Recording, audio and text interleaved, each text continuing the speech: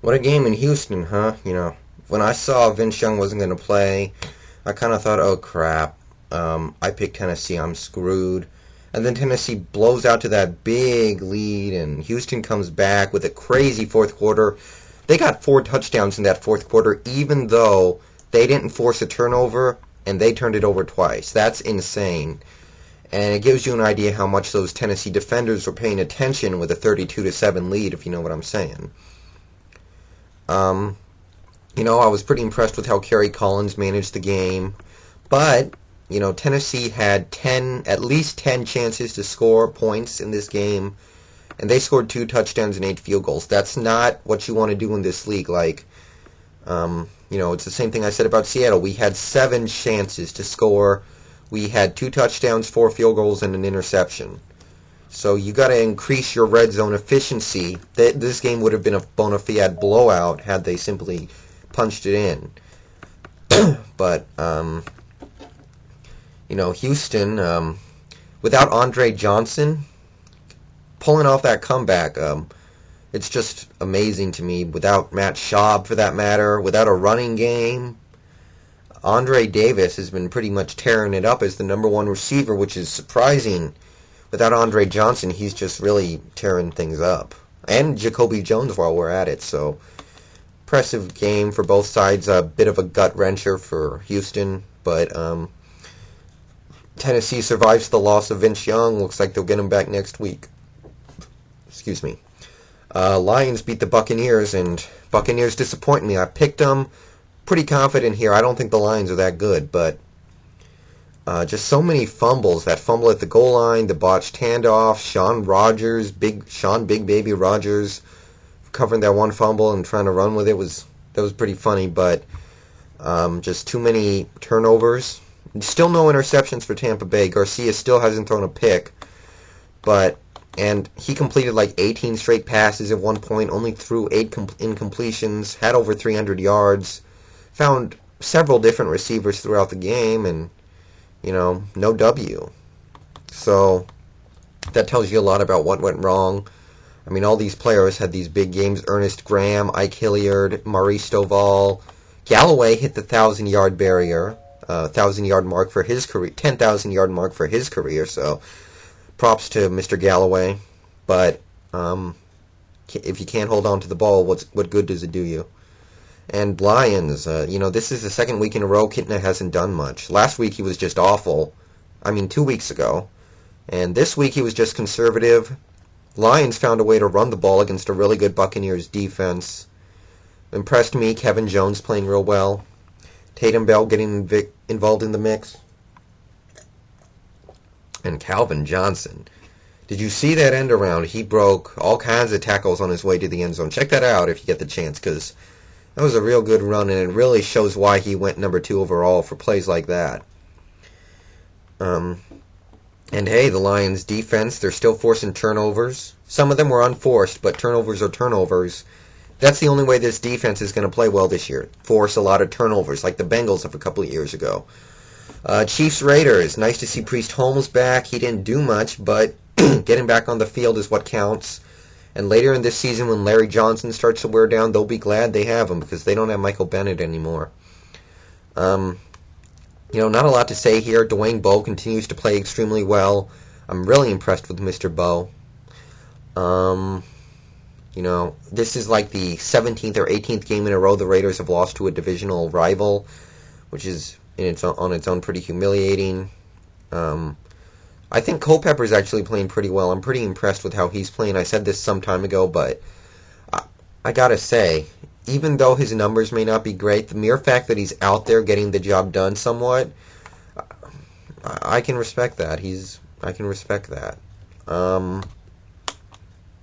Not a lot else to say about here. Seems like a pretty slow game, but the Chiefs are putting together a pretty good season on the shoulders of Jared Allen, who currently leads the league in sacks and has been completely tearing the league up, and nobody notices.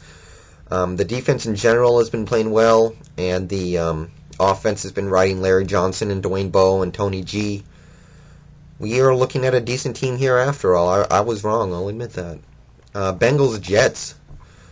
When the Bengals were falling behind, I was just thinking to myself, I hate picking games where both teams are awful because it seems so impossible to predict a winner in these games. But I went with Cincinnati. It paid off eventually. Thanks to Kenny Watson. Who is this guy? I've heard a little bit about him, but he filled in for Rudy Johnson real nice, and gotta respect that. One big story in the NFL this year that, again, nobody's really paying attention to is, in my opinion, the best receiver in the league so far this year, TJ Who's Your Mama. He has a touchdown catch in every game so far. No other receiver in the league can say that. Every game he shows up and makes a play for an admittedly bad team, but it's not his fault they're bad. He's been a complete beast, Houshmandzadeh had. I mean, today's game was probably one of his worst this season, probably the worst, and he still managed to make a pretty big difference. So obviously, big win for the Bengals. Their defense still sucks. Their offensive line is still struggling, but step in the right direction.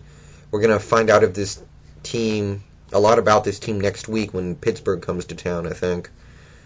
And as for the Jets, I demand Kellen Clemens, and I'm not a Jets fan, but I want to see Kellen Clemens. I want to see if the Jets need to draft a quarterback in 2008 or not, because this is like the third, in 3 of the last 4 games, Pennington has let an out route float on him and get picked off.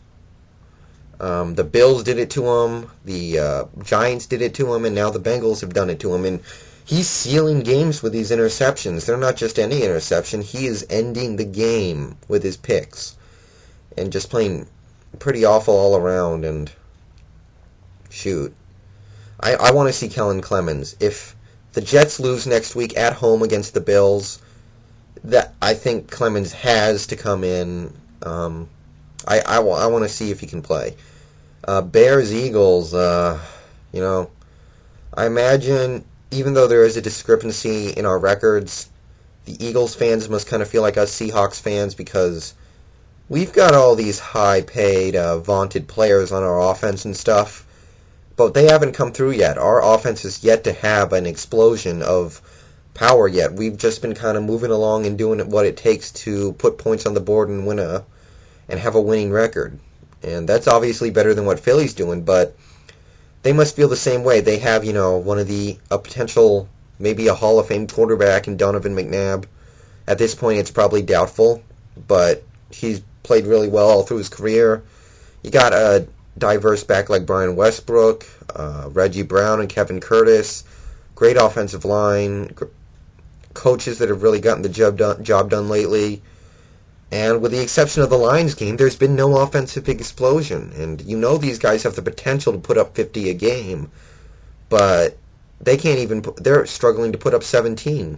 So I feel for you. I mean, you guys watching McNabb right now is kind of like us watching Alexander. 2 superstars that are getting a little older, and they're struggling a little bit right now. Both of them are getting booed by their own fans, which I personally don't agree with on either side, but whatever.